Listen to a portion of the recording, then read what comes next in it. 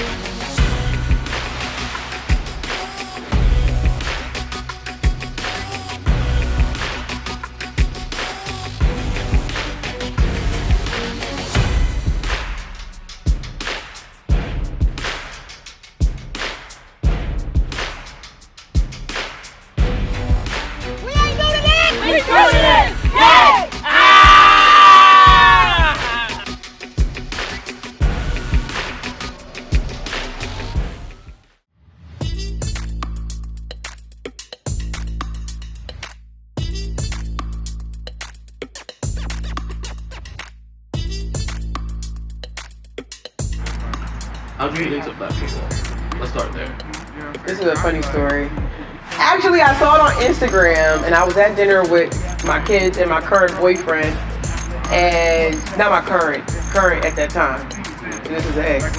And he said, I was like to my kids, yeah, I was thinking about playing football, blah, blah, blah. And then in front of my kids, he was like, I don't know why you keep bringing it up, but you ain't playing. So I was like, oh yeah. And then I came out, and I've been playing ever since. So that's how I got into football. Somebody thought I wasn't going to do it. But I did see it on Instagram. About this team in particular? Yeah. The original team, Quiet Storm. Tell me about that. The first team? The Quiet Storm was just the name of the team before we switched to Gridiron. Our colors was neon green and black. I actually like the colors. But yeah, that was the first name of our team when we first started. And then we changed it because it kind of felt like we had I don't know, like a curse on us or something, because we were getting more players, we was having success, but then people would get injured and all of that, and we just didn't want to be attached to the name anymore. Talk about Quiet Storm, right? Right, exactly. How long have y'all been known as Quiet Storm before y'all transitioned? Well, when I came, that was their second season as Quiet Storm. Okay. So I want to say 4 seasons, so that's about about 2 years. So how many years have you been playing? How many seasons? Seasons? I don't know. It's been like 5 years. 5 years. So that's 10, 11 seasons. It's been a minute. Yeah, I kind of look totally different when I first started. You know, I'm like, yeah. Truly are. Yeah, I'm a veteran. The longest player is Michelle, though. She was here before I even got here. So she's been here the longest, yeah.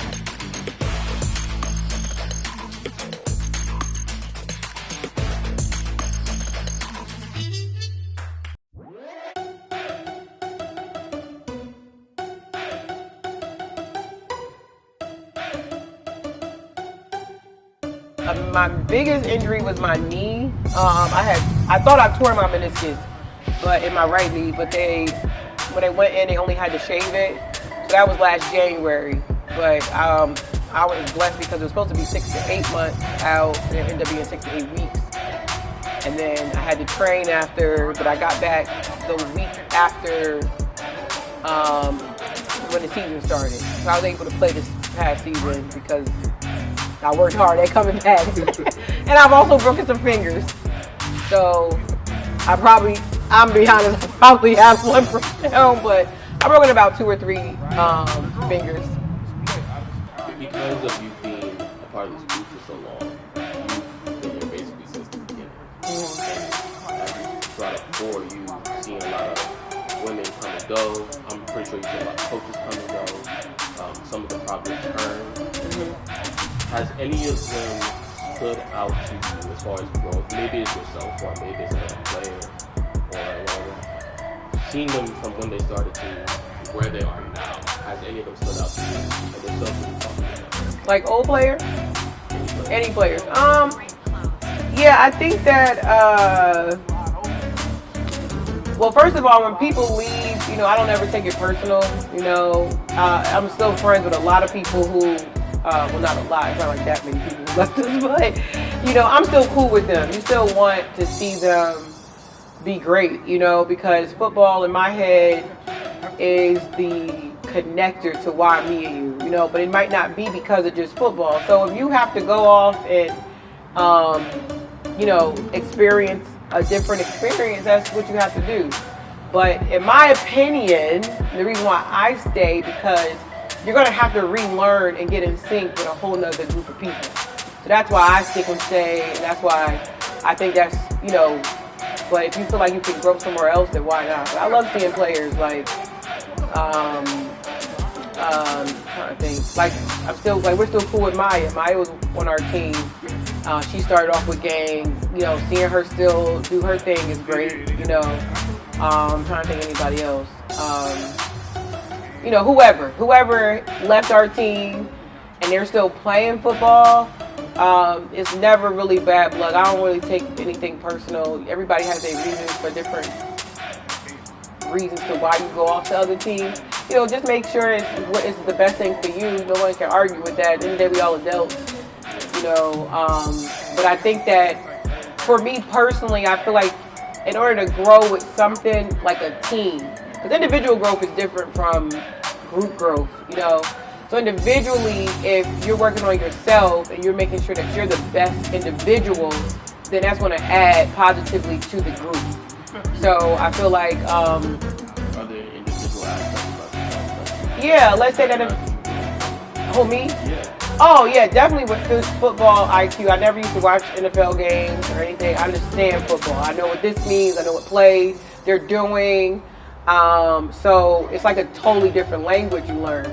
So for me personally, I think health-wise, it has kept me on track where I won't go so far off the grid when it comes to health. Yeah. And then also, recently, it also made me realize that it's just, business is so universal, because that's my background. You know, I'm a business owner, and the process of recruiting and finding people and helping things to grow is the same process as football. And once I incorporated that, then it wasn't a big, because at one point it was a big deal with girls. Like at one point we would play with only 8 girls. We've won a few games with just 8 girls, you know, especially as Quiet Storm. But I think that's because finding them was such a bigger task than I thought it was. And then once we got systems in place, which I think is very helpful, we have a system for recruiting, we have a system for making sure they stay, and those kind of things. Of course, it's not foolproof, but we try our best to help that process of leaving and going as much as possible.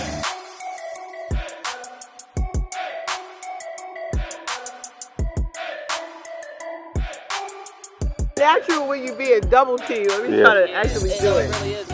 Oh yeah. Yeah. Oh, just imagine somebody's here. Okay. Ready? Yeah, there yeah, you go. like yeah, there we go. Double team, yeah. Ready? Go. There you go. Yeah. Go.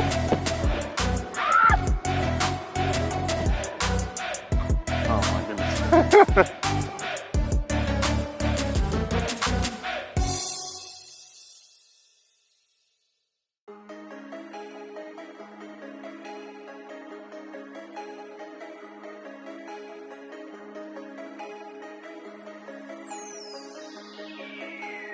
You actually talked about or mentioned a few things I wanted to get into, but the first one that I want to get into is a former player of yours. Her name is Maya. She's been the topic of a lot of conversations the past few weeks, probably months. I guess we just ripped the band-aid off. She basically left the team, and that kind of ruffled a little bit of feathers. It probably, I'm going to assume it probably dropped a lot of morale within the group, probably with some players. And you being, you know, essentially kind of like the parent of the team, The grandma. the grandma of the team. Everybody We'll call me damn we'll go with grandma. that.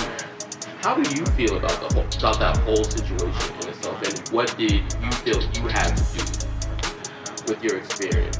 That was the season I stepped down right before she left. And I understood why she left. It was a lot of negativity on the team at that point. It was a lot of drama. The people who were leading at the time, it kind of was like, it was too much of the outside stuff was going on Facebook, the talking, all of that. And at the time, she was a captain, a quarterback, and a player. You know, captain, quarterback. Well, of course, a quarterback is a player, but you know. And so at that time, I actually told Coach Troy when he was coming back, or I think it was Coach James. I told him, like, there might be a split on the team because of the other stuff that is going on that's not even football related. So I understood why she left. Whether I agree with it is different, you know what I mean? But I understood. You know, sometimes drama kills amazing things. You know what I'm saying? So I totally got why she left when she told us she was leaving. The other thing is that she took a long time to tell us, which means that she actually, it must have been a hard decision. It wasn't like she was like, yeah, I'm just gone. You know what I mean? Like, she thought it out. I know Coach Troy helped her go look for other players, and I think it probably hurt him because, you know, that was his first season coming in as head coach. It's like, damn, I don't have an opportunity to have Maya with me. You know what I mean? But at the same time, when you lose one, there's opportunity to gain, to grow. I think losing Maya, because she's such a dynamic player, that it took the distraction away from just her. Like, her current team she on, you know, people make fun of the fact that it's her, that's the only person they have on that team. But the fact that Gridiron Gang didn't fall apart when she left, I think that's a testament of how dope we are, you know? Like, when you think of Gridiron Gang, you're not thinking of one person. When you think of Gridiron Gang, you're thinking about Z gonna block your ass, Beautiful is fast, Cam is running this route. Now these new girls, our rookies is not like me. They didn't suck the way that I did, you know what I'm saying? So when you think of Gridiron Gang, you think of the team. I don't think you necessarily think about one or two people. Of course, you know your threats, you know B is fast, you know these different people are these different weapons we have. But I think it was a blessing in disguise for her to leave, you know. Of course, I didn't want her to leave, but at the end of the day, it's like, sometimes you got to take a few steps back to move forward. And I think that was what happened to us. I think once she left, that kind of opened the door for other people leaving. Some other people left who I was actually happy to end up. Let me stop. Not that I was happy, but sometimes, again, drama will kill a good thing. You know what I mean? And that's not what people come out here for. Like, we come out here. Oh, okay, sorry. I thought they had that dog on the water fountain. I was about to be like, that's nasty. But people come out here, you know, I literally close from my daycare and I come right here, you know what I mean? And this is a way to get out your frustration. It's therapeutic. You're meeting people. We like to have fun. Like, people know that gang is like a family, you know what I mean? So if you are, and I'm not saying she was negative, but if now you got one person who has had the courage to leave, which I think it took a lot of courage for her to leave, then it opened the door for other people who it's like, if you're not going to be a vibe, a good vibe, then let it go. And I think that's what happened. I think we're probably in an amazing state right now as far as morale, team camaraderie, and all that stuff. Yeah. Your team has been through a good number of coaches, I believe. Three head coaches. Three head coaches. Dre was the first one, then Coach James, then Coach Troy. So Coach Dre, I've always had a close relationship with all the coaches because I'm always trying to add value as much as that I can. They all had totally different styles. Like, I'm not gonna lie, with Coach Dre, he was the enthusiastic coach. You know, he would get us pumped up. He would help us learn the plays. He would use anybody that we had on the field. But I didn't understand what 3/3 and the specifics of football until Coach James came. Like, he's a teacher, you know what I mean? Like, he taught us why we're doing this. Coach Dre was kind of like, just do it. And it was like, okay, you know, because he was the excited, fun one, get you pumped up. And I didn't understand football until James came. Okay. And then Coach Troy is like a good middle of both of them. You know, he, Dre was he would yell sometimes, but James was more of the yeller. He was the more enforcer. You know, like, let's go. You know, sometimes we tell me not mimic James. He's still here. So anyway, and Troy's like a good medium. He's like, he makes the girls feel comfortable because he's not going to scream at the top of his lungs about something you did wrong, but he's very direct. So I think with last season, he just needed help, and now that he has help, you know, with the other coaches we have, I think that, you know, we're gonna have a great season. So they're totally different. All three of them are totally different. But yeah. So has there been, because you've been with all three of the coaches, you had a really good relationship with all three coaches, I'm going to assume. Oh yeah. James I didn't have as much because that's the year I stepped down from captain. So I would just like give my insight from a woman's perspective, because that's what I think my role has always been to the coaches, is that yes, this is football. Yes, this is we're playing a very athletic sport, but we are women, and I think I have the parts that men probably don't understand with women. You know, that's where my value comes in. It's like, all right, I know this is football, but let me just give you some insight on why she might be acting like this, or why she might be doing this, or why this, that, and the fourth. So even though I wasn't a captain the second year James was the head coach, or season rather, I still would give him my insight when I had to, because I genuinely care about the team. I want to see the team grow. That's my job, is to make sure it continues to grow, and that it's nothing toxic. Because some teams, we've never had the problems some of these teams had. I think that's because you keep very platonic relationships. You don't cross lines, and you make sure that everybody, you know, gets the playing time that they need, and everyone has that feeling of feeling valuable. That, you know, you might just be on special teams, but special teams is important. You know what I mean? You might be a water girl this year because you injured, but that's important. You know what I mean? So I think that's one of the other reasons why we've been successful. You know, we've had some girls on our team hook up and stuff like that, you know, because everybody's seen anyway. But we've never, he said, talk about, yeah, we've had a few relationships that have developed in our teams, but nothing with our leadership. And I think that's the difference, because when I talk to other players on other teams and you're trying to figure out, like, how did this great team collapse? Yeah.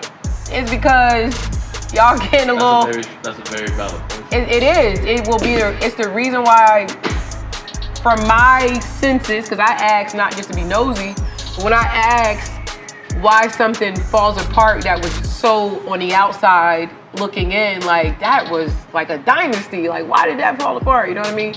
It's usually because of those reasons. It's because people done cross lines that they shouldn't have crossed. I was going to ask you, has anyone crossed, and how's that affected you, and as well as how's that affected the team? So I won't be specific, but I will say that some girls that used to be here that wasn't here, I think that's probably why. They done crossed some lines. And I mean, I don't like girls, you know, like that. So I don't have that problem. You know, I love the men, and I'm not married, by the way. So I'm just playing, but yeah, so I don't never have that issue with the females. But I will say that, well, I will say that probably was one of the coaches, but not the, never mind. I won't go into there, because that might be a little too personal for them. But again, from my experience of seeing when leadership goes in that realm is when chaos happens, you know, and we've been blessed to not have too many of those type of issues. I'm very thankful to hear that. Yeah. Yeah, and it could be a blessing sometimes, like, you know, like we got Rich and Tasha, they met on the team, they a whole family now, you know what I mean? You got Parker now, you know, they have a beautiful family. So if it works out, it's a blessing, but if it don't, it's hell. It's like one of the players might not be, unless they're mature, which, you know, can happen, but. And I think that is probably why a lot of people try encourage not to. I encourage not to. I'm like, there's a lot of people outside the house. You know, you got 3 to 4 days of football. Yeah. You know, if you can avoid it, I recommend to avoid it. You know, I think that's in anything, in any business. At the end of the day, it's all about the team. Right. In any business, I mean, didn't that guy, the Nia Long guy, what just happened where he got suspended? Mm-hmm. You know what I'm saying? The reason why he got suspended is because that causes problems. That's internal affairs. You know what I'm saying? Like, that causes issues because one of the things that no matter how mature you are, when you have lust and love involved, you're not the same person. That shit is powerful. That's like crack. You know, like that's a powerful drug. So you have to be mindful of how you gotta have control over your genitals. That's what I'll say. I'll leave it at that. I'll leave it at that. Let's take a few backpedals. I literally Back to your just coaches. thought of backpedaling. Anyway. Back to your coaches.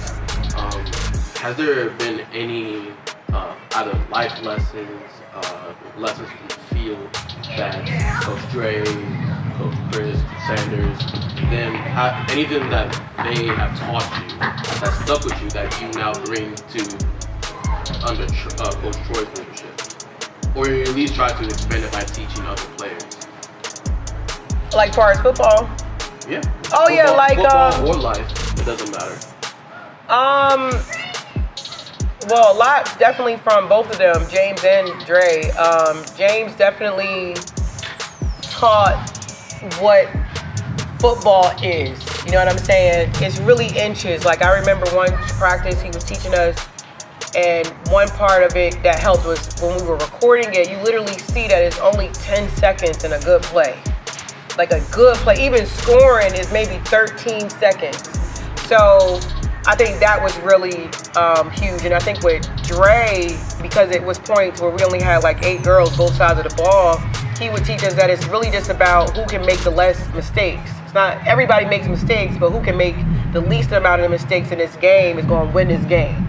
So it's not about that you're going to be tired, you're going to be winded, you're not going, you know, you might get frustrated, but if you can stay in emotionally and not get like beat mentally, then it's very possible you could win this game. And that's how we would win some of the games when we only had 7, 8 girls. So yeah, I would say that that's something that I keep embedding in the girls. Like, you know, don't beat yourself up about making the mistakes, but just understand that when you get to the point where you make the least, that's because everybody makes mistakes. Even the greatest teams make mistakes. But if you learn how to make the least amount of mistakes, then that's the people that usually win. Okay. I think we dug enough from the past. Let's talk about today. Hey. Let's talk about the future. Hey. Coach Troy. Yeah. This is his team. How is your relationship with Coach Troy? And taking a step back, what can you say about Coach Troy that you probably didn't even recognize that provides so much value to the team? He actually has a really good business mind. Like, far as fun, like since Coach Troy has been around, the number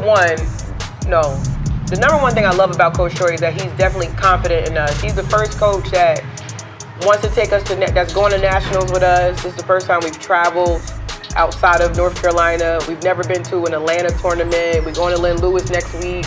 And then he has a business mind because a lot of this funding that we come out from is through the different connections that he makes. The dips, the sips, we had the Krispy Kreme fundraising, we did all of that. So he has such a great mind in that aspect, which gives a lot of relief from a lot of new players and, us as vets. You know, we don't usually have a problem with investing in whatever we need for the team. But I would feel like, and I think he also is a great delegator, you know? Like, we have committees. Some girls handle this, some girls handle this, so it's not just all on 1 or 2 people. Yeah. And then I kind of forgot your question. So what was the other part of your question? The first half was how's your relationship with Coach Troy? Oh, and yeah. The second half was his value. by taking a step back, what value do you think he brings to the team that you never realized And then he also is like a counselor to the girls. Like as much as I talk to Coach about football, he makes sure he takes time to make sure they're actually good in life. You know what I'm saying? It's not just all about football. With Coach Troy, it's like, you know, are you good? Like mentally, you know, is everything good? And so like to some of the girls, you know, we got one new girl who she's like, you know, it's because he don't yell. That's why she came to the team. Because I guess some people get PTSD and triggered if you keep yelling at somebody. And, you know, matter of fact, I'll give you a funny example. So I remember when I was learning how to drive a stick shift, and their dad, my kid's father, you know, he would yell in the car, you ain't supposed to put the clutch down, you know what it is. But his father, Mr. Hopkins, shout out to Mr. Hopkins, I just talked to him today. And he got in the car and didn't say one word, not one word. And I figured it out in like 5 minutes. You know what I'm saying? So for some people, his approach is the better approach, you know. Some people need to be yelled at. Some people need that like aggressive way of doing it. But, you know, he'll definitely get at you and let you know that you made a mistake in a very hilarious way, or with a GIF. With a GIF, like this how you was playing today. And it'll be some funny GIF or something. But yeah, our relationship, we have a great relationship. I respect him a lot. I know he has good intentions with the girls. You don't have to worry about nothing crazy with Coach Troy. So I definitely appreciate him for that. It's not what you say, it's how you say it. Respect and trust is number one, especially from leadership. Especially from the leadership. You can't keep doing that. Can I say something? I said I was sorry. Listen, Now it's a conversation. Don't Don't walk off. Don't walk off, Tosh. Come back over here. Listen, from a new person on y'all team, but a veteran in the game, I have like 14 seasons under my belt.